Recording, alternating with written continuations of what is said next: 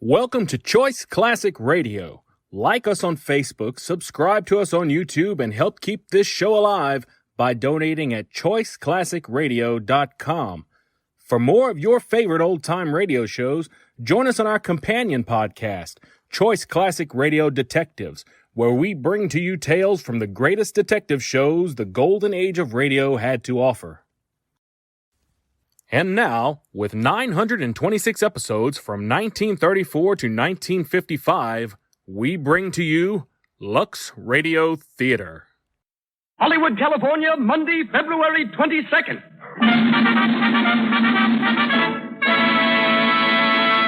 The Lux Radio Theater presents Errol Flynn and Olivia de Havilland in Captain Blood with Basil Rathbone, Henry Stevenson, and Donald Crisp.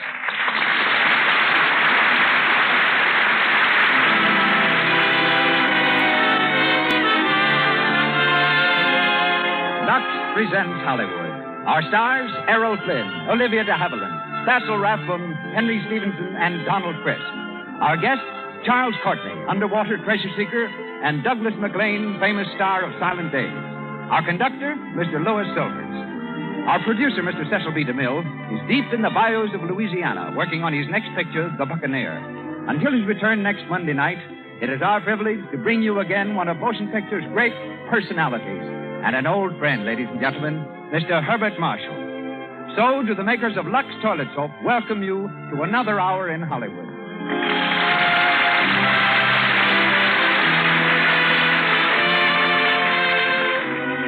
Now, a word to the ladies. If you've noticed lately that your shoulders, neck, and back are not as lovely as you'd like them to be, as soft and clear as the skin on your face, then ask yourself this. Are you giving them the very best of care? You probably use Lux Toilet Soap as a complexion soap. Do you use it as a bath soap, too? Lux Toilet Soap's active lather goes deep down into the pores, removes perspiration, every last trace of dust and dirt, keeps neck and back and shoulders smooth. For a quick pick-me-up and to protect daintiness, make Lux Toilet Soap your daily beauty bath. And now, ladies and gentlemen, Mr. Herbert Marshall.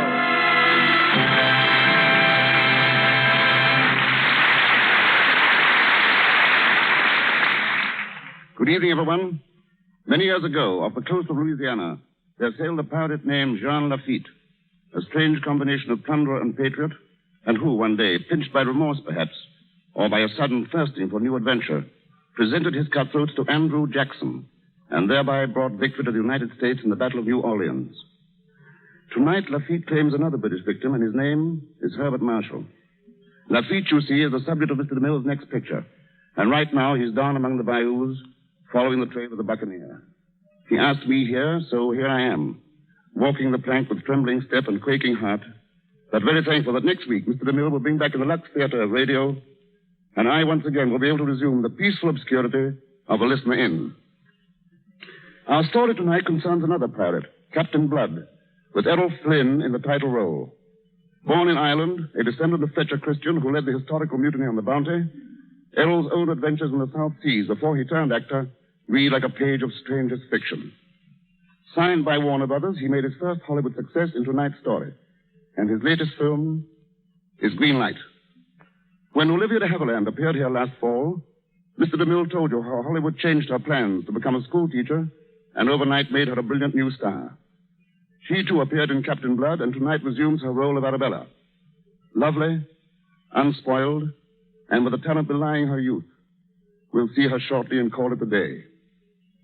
With three other good friends in our cast, being here is something of a reunion for me. There's Basil Rathbone, who plays Captain Levasseur. Our Lord Willoughby is that charming gentleman, Henry Stevenson. While Donald Crisp, my fellow Londoner, who started his film career in The Birth of a Nation, is Colonel Bishop. And now, up goes our curtain as the Lux Radio Theater presents Captain Blood, with Errol Flynn, Olivia de Havilland, Basil Rathbone, Henry Stevenson, and Donald Crisp. And here they are.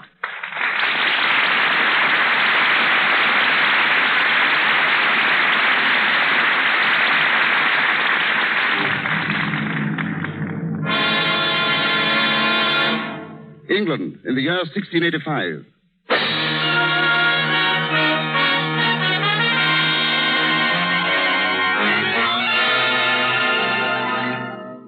When James II ascended the throne, many of the common people of England rose in angry protest, only to be beaten into submission by the king's soldiers. Those rebels who survived the royal butchery were led to another certain death, a trial by a jury in Taunton Castle. We're in the great hall of the castle now. Among the 5 prisoners on trial is Peter Blood, a young Irish physician. He awaits his turn with poorly disguised impatience. Editors just delivered the indictment. Here I charge with being traitors against your most illustrious and most excellent Prince James II. Having no fear of God in your hearts, and being moved and seduced by the devil, you have stirred up war to depose said king. Therefore you are here to be tried before a jury of your peers. The clerk will call the prisoners. Jeremy Pitt. Here. Hold up your hand. Are you guilty or not guilty? Guilty. John Wolverstone. Guilty or not guilty? Guilty. Uriah Ogle. Guilty or not guilty? Guilty, praise be to God. Henry Hagthorpe. Guilty or not guilty? Guilty. Peter Blood. Guilty or not guilty? It's entirely innocent I am. Are you guilty or not guilty? You must say the right words. Words, is it?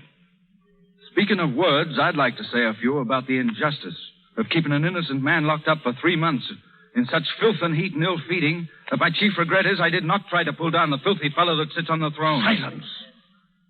Are you entirely ignorant of the proper procedure in court? I am most happily ignorant up to now, and I could gladly have done without this acquaintance.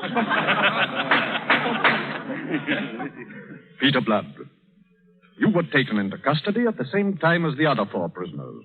You were in their company on the night of the rebellion at Monmouth. Is that true? Yes, my lord. Then there is nothing more to be said except the passing of sentence. May it please your lordship, but there's a deal more to be said. I'm guilty of nothing, your lordship, unless it's adjudged a crime that a physician tried to save a man's life. What's this? Do you tell us you're a doctor, you rogue? I do, my lord. I was summoned on that night to the side of a dying rebel. I went and was surprised there with the other prisoners. A doctor? Where are your witnesses? Jeremy Pitt, who summoned me. Oh, Master Pitt will testify. He that is himself a confessed traitor. Is that your witness? I can bring 100 from the town in which I live. Have done with it. We have no time for all this. Gentlemen of the jury, inasmuch as Peter Blood has admitted aiding a traitor to your king, I hereby instruct you to return a verdict of guilty, that he may be justly punished for his treason.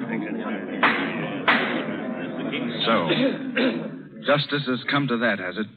A man's to be hanged now for doing his duty, huh? You will not be hanged, Master Blood. His Majesty has graciously commanded that in the future all convicted rebels are to be spared. They're to be sent to the colonies in the West Indies to be sold as slaves. Clerk, have the prisoners removed. They will sail to the Indies within the fortnight.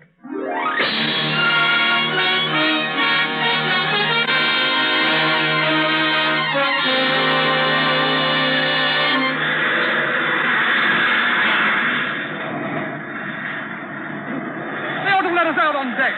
They've no right to keep us in this hole like rats in a trap. They've no right, I say. Be quiet, Jeremy Pitt. Keep a hold on yourself. Then the Lord arose and rebuked the winds and the sea, and there was a great calm. Matthew chapter 8, verse 26. There'll be no calm upon this sea, Master Ogle, until we sight Port Royal. If ever we do sight it. Do you think we will, Peter Blood? Aye, to our worst luck, Wolverstone. It's the sun that rages there, so I hear. Burns deep into a man's blood till the skin shrivels on his bones. Oh, God. What has happened to us, Peter? Oh, we'll sweat in the field, Jeremy. First be bought and sold on the auction block like you'd haggle for a pig or a horse. Now count your teeth. Feel your muscles. Put a price on your head small enough to be an insult to a beast. Yes, it's a gay place, the auction block. A fine, gay place.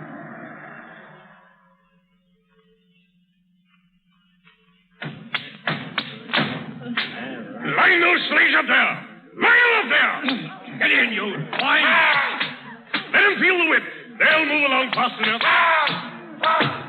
Well, shall we begin the sale, Governor Steele? Oh, no, not yet.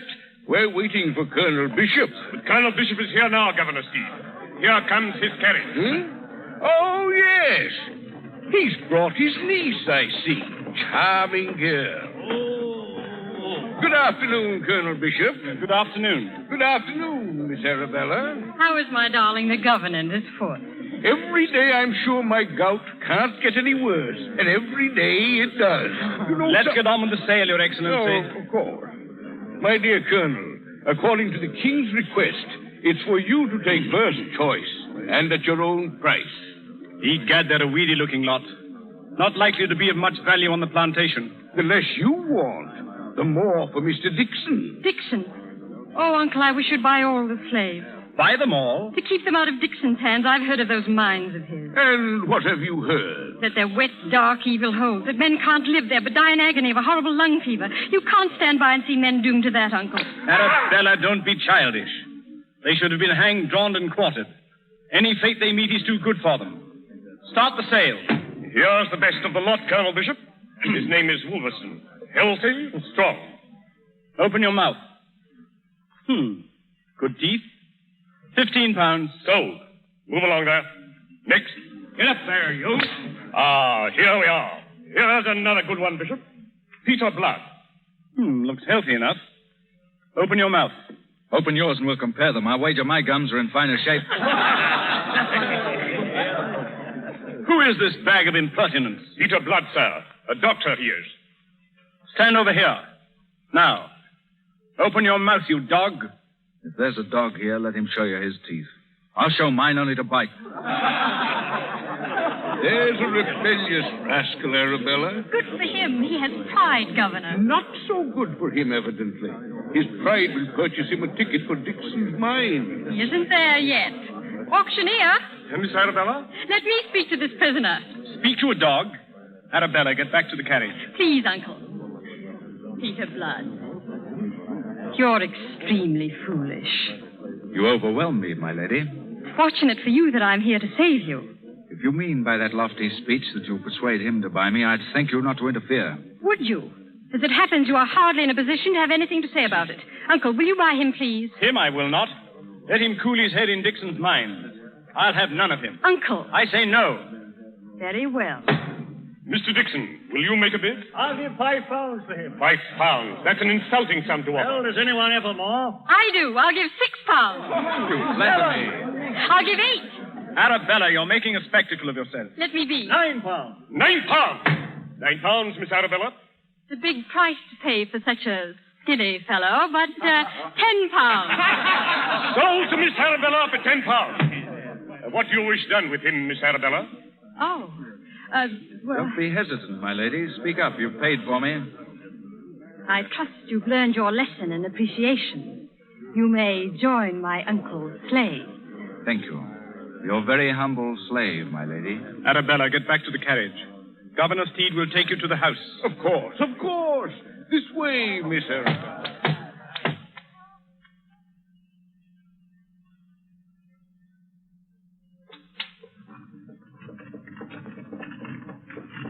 Oh, blast these bumpy roads.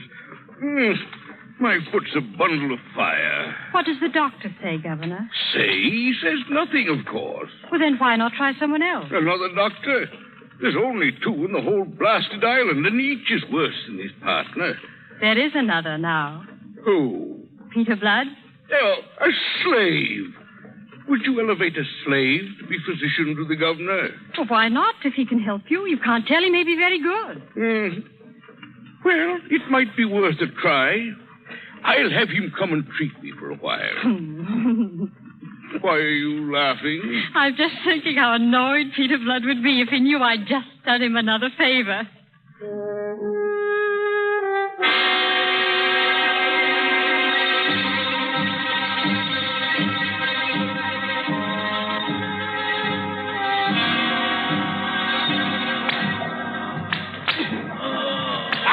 Faster, you swine! Turn that way! Water! Give me water! Water, is it? Jeremy Pitt. Aye, Peter. Go on working. Don't look up at me. Aye. I've just come from the boat. It's hidden in South Cove at the end of the path. We'll make a break for it tonight. Tonight? Yes, till Wolverstone, Ogle, and Hegthorpe and the others were in with us. It's a small boat for so many, Peter Blood. I've looked it over well. I've been there all afternoon. It'll hold the lot of us. Are the stores and equipment on board? Yes, there's enough for it. Careful. There's Bishop. Peter Blood. Peter Blood, you hear? I, when I'm addressed civilly. A taste of the lash might improve your hearing. Uncle, please.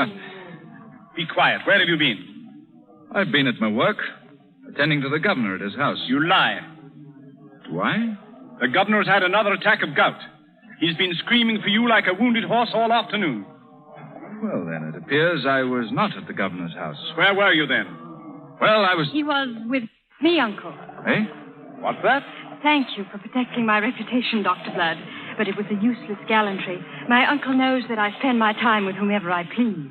You might choose your company with better taste. His Excellency is waiting for you, Blood. Colonel Bishop. I'm coming. Get on up to the house, Blood, and don't delay. Would you care to drive up, Dr. Blood?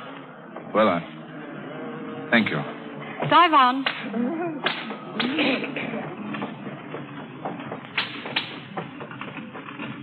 Miss Bishop, I'd like to... You're very welcome, Dr. Blood. It seems that you're continually doing me favors. Faith, I don't know why. Neither do I.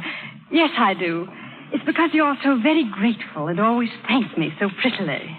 Sure now, you don't blame me for resenting you and your favors. This is interesting.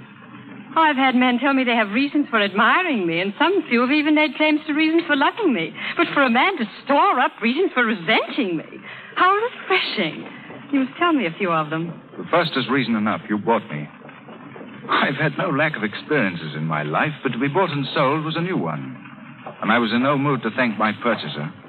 At any rate, I'm unable to stoop to lick up the scraps of favors tossed to me. I'm glad for that. Next.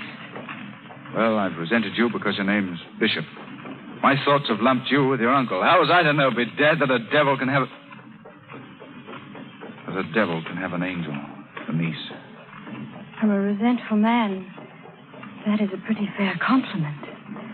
Have you any more reasons for resenting me like that one? Indeed I have, and the strongest of all. I've resented you because I'm a slave and you're beautiful. Do you understand that?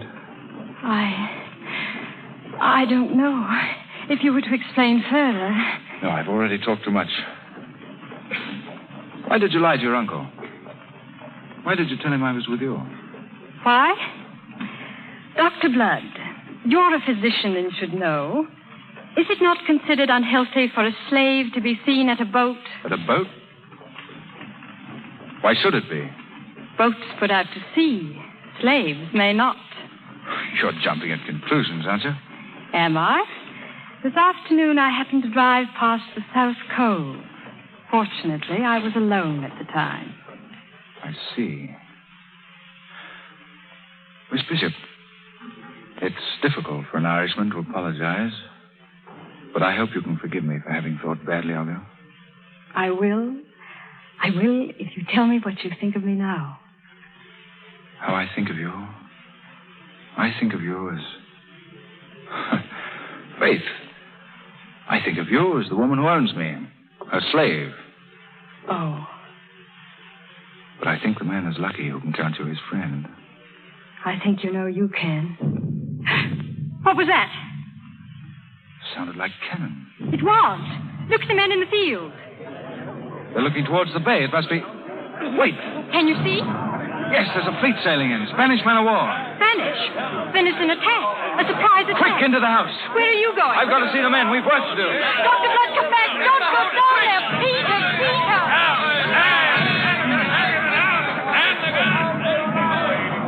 Jeremy, Wolves, Noble. Aye, Peter Blood. Here, everyone. They want us to defend the bay. Defend the bay. Aye, that we will. Listen, all of you.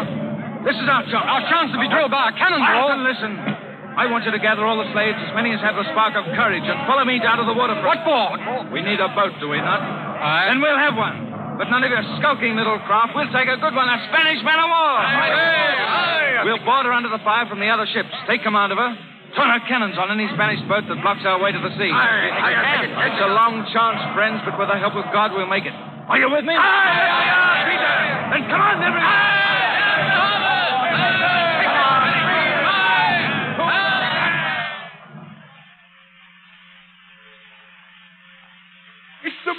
miracle, I say. Did you see that boat, Colonel Bishop? A Spanish man of war saved the town from destruction. A Spanish boat, but manned by Englishmen, I'll warrant. She sunk the rest of the Spanish fleet and holds the bay alone. It must be that some brave party of citizens got aboard that ship and have taken it captive.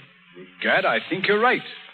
Someone should go aboard and congratulate them. Yes, I'll have the longboat row me out. Oh, I'll not be long, Your Excellency. I hope your uncle does them full honor out there. They deserve it, Your Excellency. Whoever commanded that party was a brave man.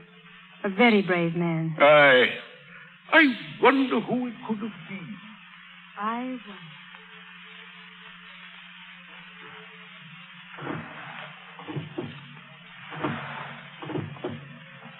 Ahoy!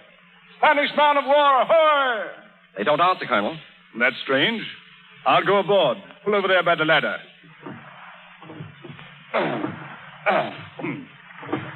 Stand by the boat. I'll be down directly. Aye, sir. Ahoy, is anybody here? Welcome aboard our boat, Colonel Darling. You? I, Peter Blood. Was it you, then, who took this ship and turned defeat into victory? Myself it was. Myself and these, my friends, and, your friends. Gad, my life, it was heroic. Heroic, is it? Dad, it was epic. Well, you amaze me. Upon my soul, you amaze me. Blast me, you deserve well. You all deserve well, and you shall find me grateful. How grateful? Well, I'll ask His Excellency to write home to the King on account of your exploit. And maybe some portion of your sentence shall be remitted. About what we expected from you. Colonel Darling, such unusual generosity from you must be making you feel very ill. Now, as your physician, I prescribe... Hang him! No. Wait. We'll do no hanging yet, men. Ogle, what do you suggest? So they took up Jonah and cast him forth into the sea. Are you ready, men? No. Let me down. One. Put me down. Two. No. Three. No. And then the whale came and swallowed Jonah, I hope. What now, Captain Blood? Captain, is it? So be it, then. Each man to his post. Make ready for sea. Make ready for sea. Up into the shrouds, men. Take the helm, Jeremy. Aye. But a name. We must have a new name for the boat. What name shall it be, Captain Blood? A new name, eh? Very well. We'll call her the Arabella. The Arabella it is. Aye.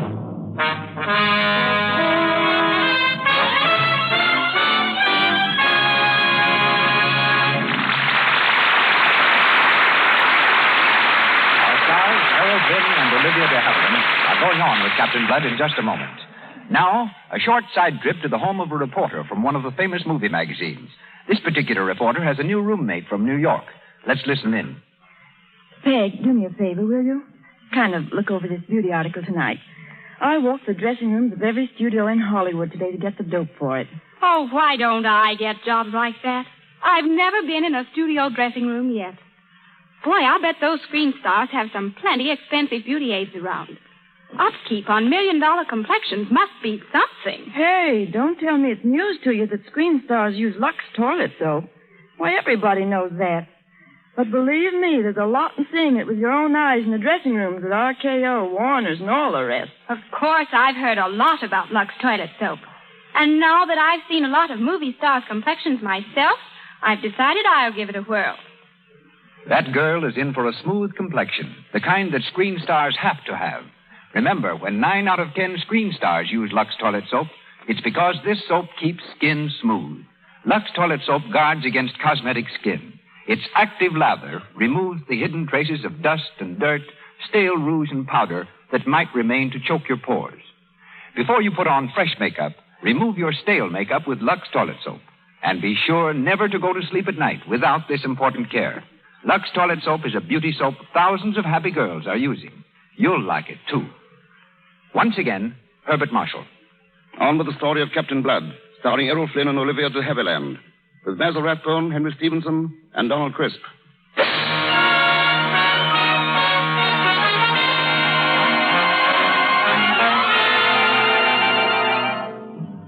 When Peter Blood and his men sailed out of Port Royal, a price was set upon their heads. Unable to put into any civilized port, they took the only course open to them. They turned to piracy. With a ship, a handful of men, and a brain, Peter Blood carved out a crimson career in his new profession, until his name became the terror of the Caribbean. Captain Blood! Captain Blood! Captain Blood! The treasure is safe as long as he's alive! I tell you, Peter Blood must die! Until his name became the pride and toast of every buccaneer. Peter Blood!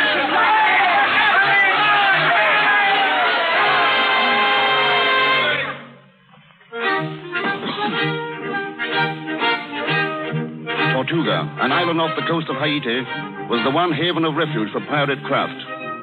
Captain Blood and his men are there now, in an evil-smelling tavern, dimly lit by hanging lanterns, crowded with drunken, leering buccaneers.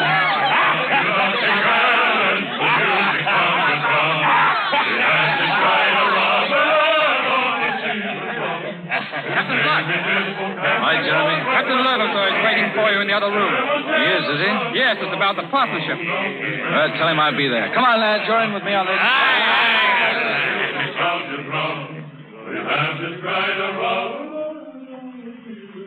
It is as I tell you, mon Captain Blood. What a pair we would make. In all the Caribbean, there is no buccaneer so strong as me. Except you. You almost flatter me, Levasseur. Then why you hold off so long your consent we become partners, huh? Here you have been in Tortuga these 3-4 months. You must be even so much in need of gold as I. Such a partnership requires sober thought. My poor brain has been dancing with rum this whole week past. Even so drunk, your brain is the greatest, huh? With your brain and my strength, oh, Monsieur le Capitaine, what? There is nothing we cannot do. Bedad, there's very little I can't do entirely without you. My men are much in favor of the partnership. That is so, men? And my men? I'll leave it to them. Are you in favor? Very well, then. It's done. But wait, Levasseur. It's understood, is it not, that we sail under my articles? It is. But I do not like so very much your so strict rules about women. No women to be taken as prisoners. Agreed? May we? To get you as a partner, mon Capitaine, I would agree to anything. Now, what is the first order, mon Capitaine partner? We sail with the tide. Outside the harbor, we'll scatter. Each ship will proceed singly in order to pick up what stray prizes we may run into on the journey. We'll converge at the island of Virgin Magra. Magnifique, I give you the toast. To our so great success. Let me give one to the greatest captain on the coast. Captain Levasseur! Captain Blood! Here, Captain Blood!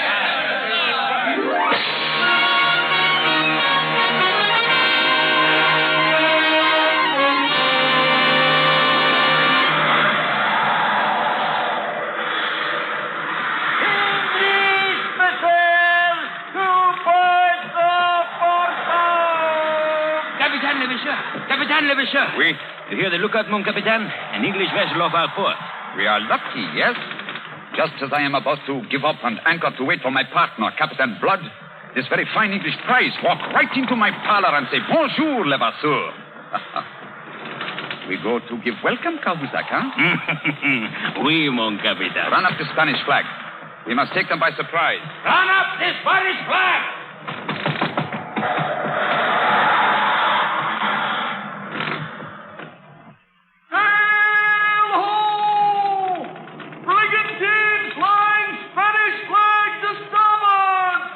Spanish vessel, the lookout says. Do you see it, Lord Willoughby? Aye, there it is, Miss Arabella. Oh, yes. I wonder if she's going to Port Royal, too. Have you been away long, Miss Arabella? Almost 6 months, a kind of vacation. Are you glad to get back? In a way, I suppose I would have stayed longer in England if my uncle hadn't sent for me. He's been made governor, you know. Yes, I've heard. It's natural that he should want his niece back again. One needs a woman to brighten up social occasions, especially when the woman in question is so very charming. However else things change, Lord Willoughby, the art of flattery still flourishes. Stab me if it's flattery. When the king ordered me on this journey as a special emissary to the West Indies, I looked forward with some trepidation to a life among the savages. And when I came aboard and found that you were one of those savages returning home to her native heath, My grateful eyes couldn't believe it. Ah, you pictured us running around in animal skins eating raw meat? Why not, in a country filled with Indians, Africans, and pirates? Oh, speaking of pirates, did you ever happen to hear of a wild rogue named Peter Blood? Peter Blood? Yes. No, I don't know him. I hardly number pirates among my acquaintances. No, of course not. Silly of me. I only mentioned him in passing because he happens to touch on the business of my mission. Your mission? Yes. I'm sent to attempt to blot out all this piracy, my dear, in a manner which I must keep secret until I can find Captain Blood. Oh, you're looking for him. Aye. Look, stab me if that Spanish vessel isn't cutting clean across our bow. Captain Hall! Captain! Yes, Your Lordship? What ship is that, you know? Well, I've been watching her, Your Lordship. She flies a Spanish flag. But she could be anything in these waters. We're in pirate waters now, aren't we? Yes, my lord. Yonder bank of low clouds is the island of Virgin Margaret. Exciting, isn't it, Miss Arabella? Could she be a pirate ship by any chance, Captain? Well, any ship we meet in the Caribbean could be a pirate ship. You know, I wouldn't trust. She fired across our bow. All hands on deck! All hands on deck! She is a pirate ship. And the cannon! Get below, Miss Arabella. The captain's going to fight it out.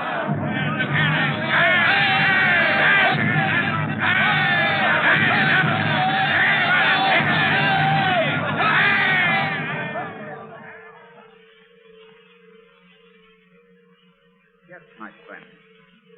A brave fight. But you should have known better. Send the prisoners before me, Cahuzac. Wait. Stand here, my Lord Willoughby. And, you here, madame. My friends, this pleasant strip of beach on which we find ourselves is the island of Virgin Magra. No boats ever put in here except mine. And one other. So you may put aside any hope of rescue that may be in your mind. The ransom for you two, Lord Willoughby and the so charming lady, is fixed at 20,000 pieces of 8, and I shall provide a boat for you to go to Governor Bishop at Port Royal to collect it, Lord Willoughby. Meanwhile, Mademoiselle remains with me as hostage. I find it very lonely on this island. I refuse. Absolutely and utterly. My friend, do you see this knotted cord? It is capable to screw a man's eyes out of his head. Very well. Do your worst. Lord Willoughby, thank you, but don't be foolish. You can't fight against them. Mademoiselle is right. I beg you to spare yourself, monsieur. And the young lady. I have been too modest. But since I have said 20,000 pieces of 8, I have said 20,000 pieces of 8. And for what, if you please? You said 20,000 pieces of 8. Peter Blood. Good morning, Levasseur. Captain Blood, I did not know you were on the island. Oh, yes. We arrived late last night and put into a cove a few miles to the west. We've walked across to give you good day, but faith, I seem to have interrupted some little business of yours. Who are these people? Yes, Miss O. Look, Captain. She's the girl who... You recognize the prisoners, Captain Blood? Why, no. Who are they? Well, I have captured them. A titled Englishman at the niece of the governor of Jamaica. Really? Then I suppose congratulations are in order. But had you forgotten there is an article in our agreement forbidding the taking of women prisoners? That so foolish article of yours. I was not aware you regarded it so when you signed. Would you care to dispute my opinion now? Your men against mine. No, not this morning, thank you. As you say, a foolish article. That is why these prisoners are of my own. A matter personal. And the 20,000 pieces of 8? Also, a matter personal. Whatever valuables come into our possession are the joint property of all our company. Then it is I should cut the prisoners up in so many little pieces and pass them around, eh? Yes. Obviously, these prisoners, and especially the young lady, must be kept in someone's hands for, shall we say, safekeeping. But why your hand? Why shouldn't Pierre have her? I should have her. Or Rock, or Jacob. Since she's as much their property as yours. Come here, girl. Here, I say. What do you want with me? I want to look at you. Be damned if I blame you, Levasseur. trifle skinny, perhaps, but an attractive baggage at that. And now, my captain, since you covet what is our joint property of war, you may have her, providing you're willing to buy her.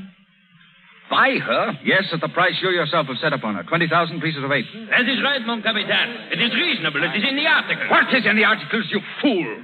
Where do you suppose I have 20,000 pieces of 8? Then let someone buy her who has. Who? I. You? I don't wish to be bought by you. Well, someone once told a slave it happens that you are hardly in a position to have anything to say about it. You want the girl? Yes, why not? And I'm willing to pay for what I want. There's your ransom. And now, mademoiselle, if you please. No! Let go of that girl. Capitaine Levasseur, sir, do not. It is honorably settled. It is not settled to me. He'll not take her while I live. Please do not take her when you're dead. Put down your sword! Capitaine. 2 breaches in our articles committed by you. You should be ruined. What that? It's what I intended for you in the end. But since you prefer it this way, you muckrake. Wait, I'll be humoring you. Keep a close guard, Levasseur. Look for your own, mon capitaine.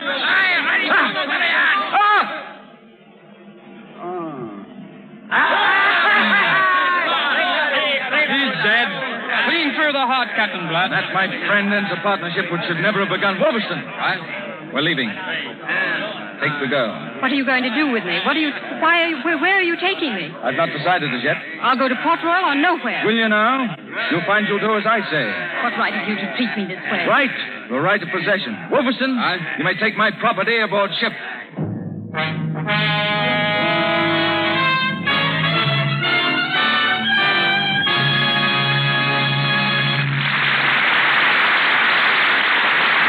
We pause for station identification.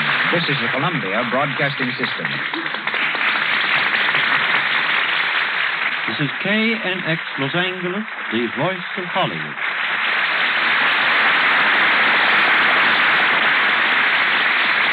Olivia de Havilland and Errol Flynn resume the events of our play shortly. And now, ladies and gentlemen, we leave the treasure-hunting pirates of the 17th century for a treasure hunter of today, Mr. Charles Courtney, the world's greatest locksmith. His uncanny ability to find the combination has carried him all over the world, led him to save innumerable lives and risk his own as many times, and recover in all over $50 million in treasures lost on land and sea. The Lux Radio Theater extends its stage from Hollywood to New York, where we welcome the world's greatest safecracker. Mr. Charles Courtney now speaks to you from New York. Thank you, Mr. Marshall. Captain Blood took his treasure from ships that sailed on the seas. I find my treasures on ships beneath the seas. The worst fight I ever had, and one that almost cost me my life, was in the North Sea. We were trying to recover the $50 million that sank with Lord Kitchener's ship, the Hampshire. Working at a depth of 350 feet below the sea, we had opened one safe. Then, while working on another, we opened a door. As soon as it opened, I was slammed against the bulkhead. I signaled the men above to hold me up, but the telephone line was broken. I couldn't move, and the pressure got stronger. I knew then that I was trapped by a diver's worst enemy, a cross-current. They tell me it took an hour before they could get me up. No one will ever go down there again, for the English government has consecrated the Hampshire as Lord Kitchener's tomb. I have had exciting experiences on land. Once I had to pick the lock of a burning apartment with a fork and a knife to rescue a woman and 3 children. Picking locks and hunting for treasure have carried me into many countries and many tight spots. But as this is the Lux show, Mr. Marshall, this will interest you. No matter what part of the world I'm in, I never have to hunt for Lux soap. You can find it everywhere. I know, Mr. Marshall, from my wife and my 18-year-old daughter, that Lux soap is important to the ladies for complexion. But I'd really like to say something from a man's angle. I use it regularly for the bad. Believe me, there have been plenty of times in my life when a good hot tub and a cake of Lux soap felt mighty good to me. My trade has had its amusing side, too. One thing I always like to remember is one of my contacts with the police department. A patrol wagon appeared at the door of my shop one day, filled with prisoners. The officer in charge had lost his key, so he asked me if I would pick the lock of the wagon door so he could let the prisoners out to lock them up again in jail. Thank you, Mr. Courtney. Back to Hollywood now, where we continue with Captain Blood, starring Errol Flynn and Olivia de Havilland, with Basil Rathbone, Henry Stevenson, and Donald Crisp.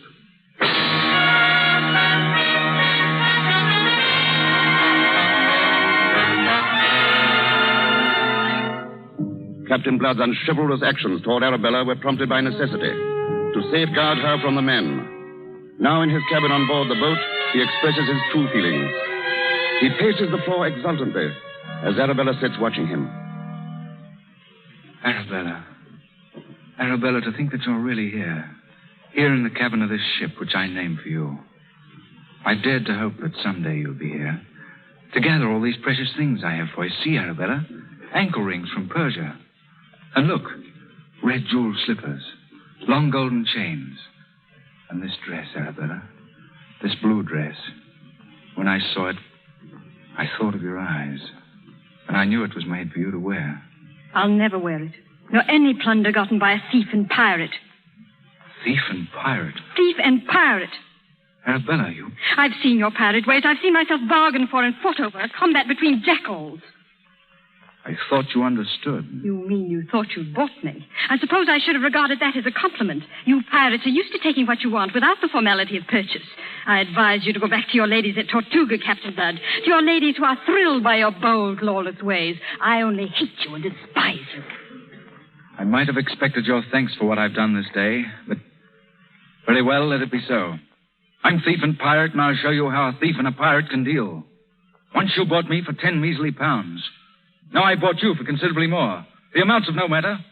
What matters is that now I own you as you once owned me. You're mine, you understand? Mine to do with as I please. Captain Blood.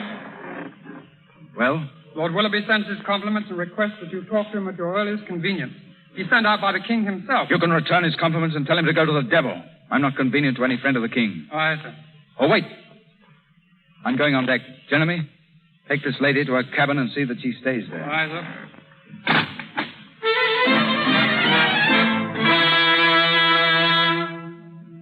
How you hate the fellow. If I were a young man, blast me if I wouldn't be jealous. And you said you didn't even know him. He was once my slave. Your slave? Then you must have known him well. I did. He doesn't seem such a bad fellow for a pirate. In those days, I thought him an unfortunate gentleman who had suffered a great injustice. When he made his escape, I was thrilled and happy. That was before I knew how he would use his freedom. Not to argue with you, my dear, but how else could he have used his freedom? An escaped slave, a homeless convict.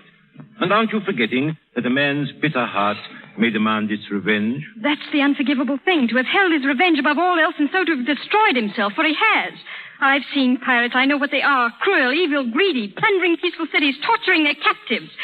Beasts out of hell they are. Are you so much in love with him? In love with him? To care so much what he does? I don't care in the least what he does. Someone should for what he's doing now. Still, your uncle commands the fleet at Port Royal. That much is fortunate. Why? What's this about Port Royal and my uncle? He amazes me, this Peter Blood. That's where he means to take us. No, he can't. I'm afraid he can if he wants to. They won't let me near him. He's alone on his quarterdeck in a fine Irish temper, I expect. But I learned from the pilot... Lord Willoughby, he mustn't. Mustn't take you to your home? To your uncle? He has no more bitter enemy in the world. My uncle is a hard, unforgiving man. He lives in the hope of one day taking and hanging Captain Blood. Captain Blood probably doesn't know that, of course. I doubt it would make any difference if he did. He's chivalrous to the point of idiocy. And yet he's been what he has been these last 3 years. And done what he's done.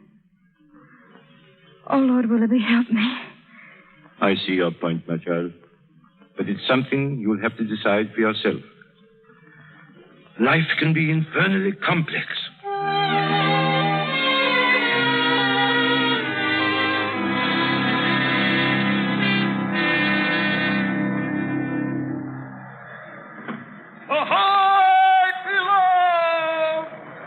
Ahoy, look! I said it! Port Royal, Captain! Port Royal? Ahoy! But there's something amiss! I see flashes of gunfire from ships in the harbor! All hands on deck. All hands on deck! What's wrong, Captain? There's a battle in progress in the harbor. Ahoy, look! How many ships do you make out? 2, sir! They are firing on the fortress! The fortress is replying! It's an attack on Port Royal, then, but who? Pirate craft, perhaps. I wish I could make out their flags. Captain Blood. Aye? For days I've been trying to see you, Captain. And now, if I may speak to so inaccessible a person, perhaps I can supply you the answer. You can? If Port Royal is attacked, they are likely French ships. French? Why French ships? When two countries are at war and one is attacked, who would it be but the enemy? England and France at war? You mean you didn't know? Where have you been the past 2 months? Let's see. Out of touch with the world. Ahoy! Below! The fire from the fortress is weakening! One ship is already firing on the town! But where is the English fleet that's supposed to protect the town? I can supply the answer to that. It's out chasing pirates. Bishop wouldn't let his fleet leave its post in time of war. He wouldn't dare. No? Colonel Bishop is a very old, and I may say a very dear friend of mine. It's probably me he's after. Fool planter. And me in his own front yard. Hard aport with the helm, Jeremy. Aye. Helmsman, hard aport! Aye, sir. May I ask, Captain, what are your intentions? I set out to land you at Port Royal, your lordship, at some risk to myself from the English fleet. Now a stroke of luck has removed them from the picture. Well, we best be turning back. Can you, an Englishman, be thinking of leaving when yonder an English town is being taken? Well, of what should we be thinking? Of the honor to fight for your king. To fight for my king, is it? You hear that, lad? The honor, is it? There's not a word to use in the same breath with him, and furthermore, he's not my king. Then you fail to show him the same loyalty he shows you. Loyalty now. Honor and loyalty. Fine words to describe him. He was loyal enough to send me to seek you out, to offer you pardon for your past crimes, freedom from your slavery, and more than that, a commission in his own navy for you and your men. What? The king wants us to join his navy? You can read the document for yourself, Captain Blood. I wouldn't soil my hands with it. I'd rot before I'd serve him. However you hate the king, England is still England. And a bad king's a bad king, and if he's James, he's worse. James? This commission is sent by King William. King William? Who may be King William? I allude to His Majesty King William III, William of Orange, who with Queen Mary has come over from the Netherlands and has been ruling England these past 2 months or more. Do you mean they've roused themselves at home and kicked out James? Yes, and he's fled to France and is hiding there. And therefore, England and France are at war. And King William sent us this commission? He did. He knows that you are good men, wrongfully sold into slavery. He can use good men in his navy. Why didn't you tell me that at once? Men, you've heard the news. For me, this changes the shape of the world. For you who are slaves with me, it means that we're no longer slaves, but once more have a home and a country. For you who are English, it means a chance to fight for your native land. For I now propose to sail into Port Royal and save it from the French. Those of you who are not Englishmen, you'll have to be content with fighting for Captain Blood. And for the loot you'll find on the French ship. Are you willing to fight, men? Then to your posts. Helmsman hard about. Full sail and straight ahead for Port Royal.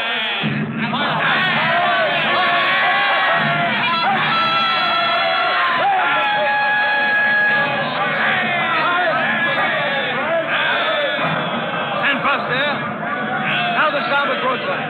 Fire! There goes the leader now! We have him yet, Captain. One of their boats is on the run. You'll not get far. She's crippled. I will pick them both.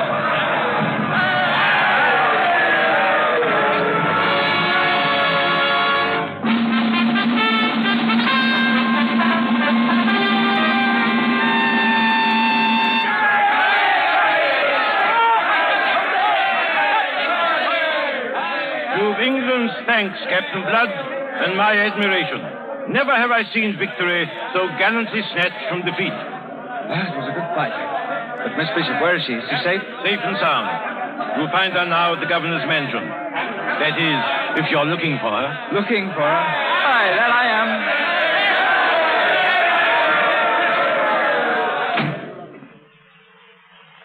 Good evening. Peter Blood. I thought you'd gone. But Faith, I've only just arrived. But you can't stay here. My uncle's just returned. Yes, I know. You know. Well, what are you going to do? Just stay here. Oh, no. It's impossible. You mustn't stay here. He's sworn he'll hang you. Well, I doubt if he will. I've always been bad luck for your uncle. But you can't know the threats he's made. His whole life is spent in searching for you. Well, now he's found me. Well, you can still save yourself. Please, for my sake. For your sake? I'll hide you. What do you mean, for your sake? Isn't it true that you hate me? Hate you? Or is it that you love me? I'll hide you, and tonight, when it's dark, I'll find some way. You love me, don't you? Don't you? Whom else would I love? You love me. Yes. Now will you go? Arabella. Please. He'll be here any minute. I'll hide you somewhere and... We'll hide together. I know just the place. Where? Here. Peter, this is my uncle's office, the office of the governor. Good. Well, he'll come here first. Oh, I forgot to tell you. The governor and I are on the best of terms now. The very best of terms. Sometimes I think I'm the best friend he has in the world. When did you find out you love me? Oh, you must be mad. He's a nice man, the governor, you know. He lets me come and go here as I please. In fact, look, he even lets me sit in his chair. See? Listen, my uncle, he's coming through the streets now. They're cheering him. Cheering, is it? That's a strange kind of cheering, I'm thinking.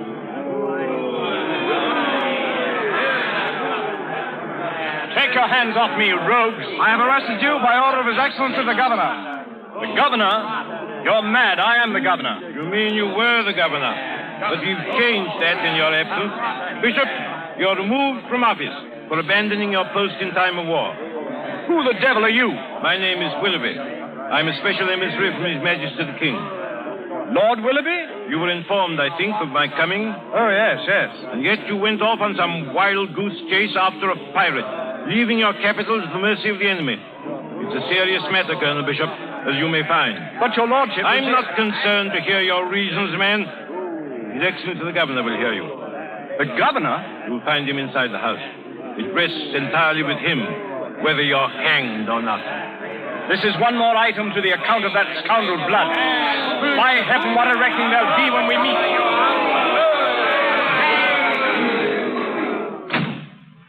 Oh, come in, Uncle. Arabella, what are you doing in this office? I've been pleading with the governor on your behalf, asking him to be as merciful as you would be cruel. The governor? Where is he? Here I am, Colonel Dolan. Peter Blood, you? I? The new governor by the king's order. Well, and by my order, I command that for your neglect of duty... No, in heaven's name, that for your neglect of duty, you're to be punished by accepting as nephew one Peter Blood, one-time pirate. What? Arabella, may I put my arm about you? If you wish. Oh, Faith, you're as pretty as a Mayday sky. Wait, I don't understand this. You don't need to understand. Uncle, you're excused.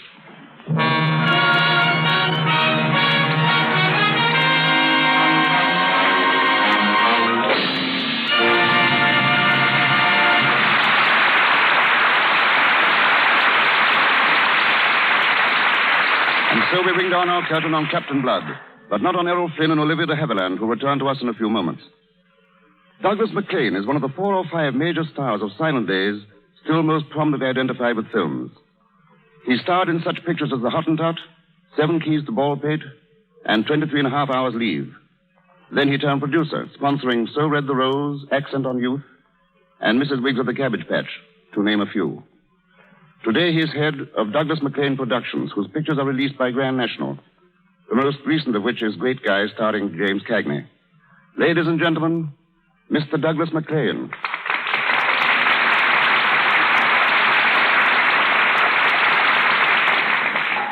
Thank you, Bart. Isn't it true, Doug, that some 8 years ago you retired from pictures? But here you are, still in the midst of them. Yes, I tried retirement for a while, but I discovered there's too much celluloid in my system to swear off completely. And now, with Great Guy under your belt, I understand you're hard at work on a new version of 23 and a Half Hours Leave. But who's going to play the part that you made so famous? Sergeant Gray. James Ellison, the young actor who did such a splendid job in Mr. DeMille's Plainsman. And Jimmy is giving an excellent performance in 23 and a half hours leave, a part which offers him his greatest opportunity. Remaking this film must bring back many memories of Hollywood of the old days. Things must have changed tremendously. Yes, everything has changed, including the weather. Today, Hollywood Boulevard is one of the busiest streets on the West Coast. But I recall a conversation with Charlie Chaplin, who stood on one side of the boulevard, and I on the other, calmly discussing our new pictures. Interesting, but how could you hear each other with all the traffic noise? Well, the only noise then was the sound of oranges growing in the groves that lined the boulevard. In those days, Western pictures were at their height, and cowboy actors would spend the morning being photographed on horseback, chasing invisible Indians or shooting them from behind rocks and trees. And then after lunch, these same actors would be dressed and painted as Indians, and they'd be filmed running away from invisible cowboys.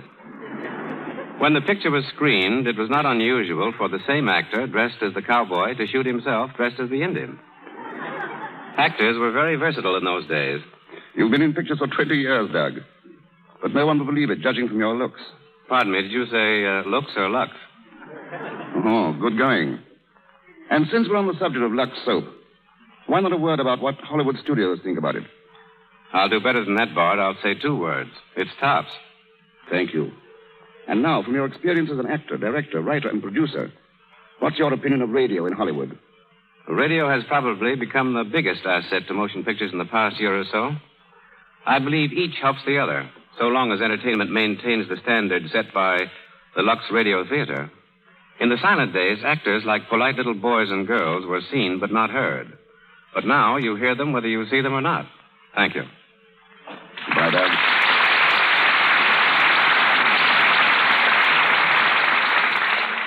As a consistent Lux listener, I know this is the time when Mr. DeMille calls forth the stars to shine again, and so shall I. Ladies and gentlemen, Errol Flynn and Olivia de Havilland.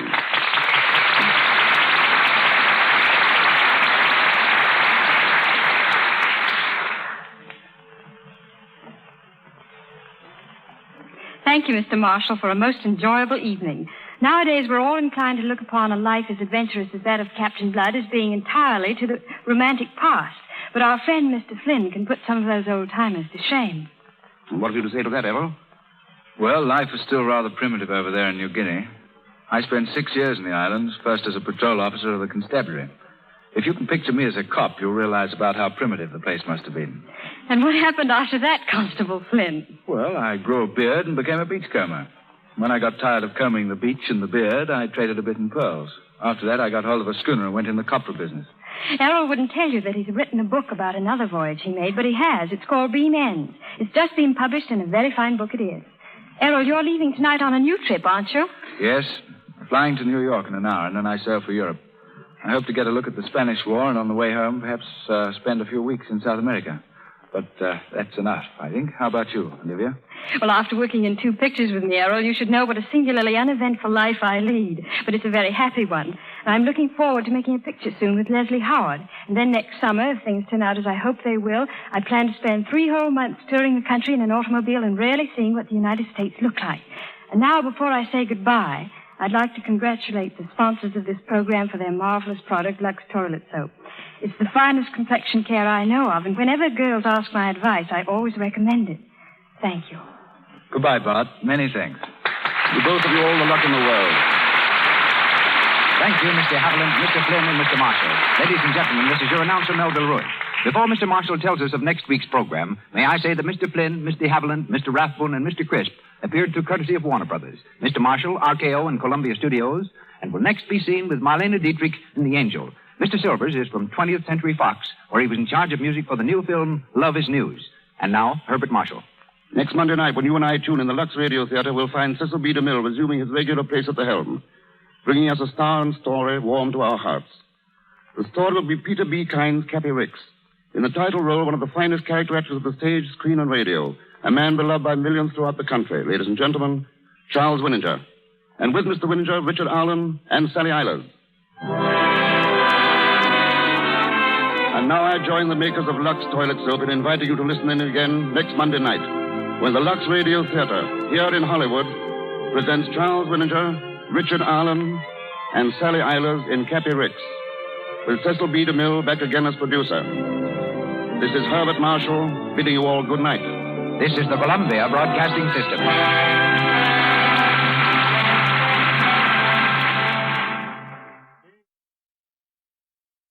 That concludes today's episode. We'd like to thank you and remind you to donate at choiceclassicradio.com. Remember, your donations make episodes like this possible.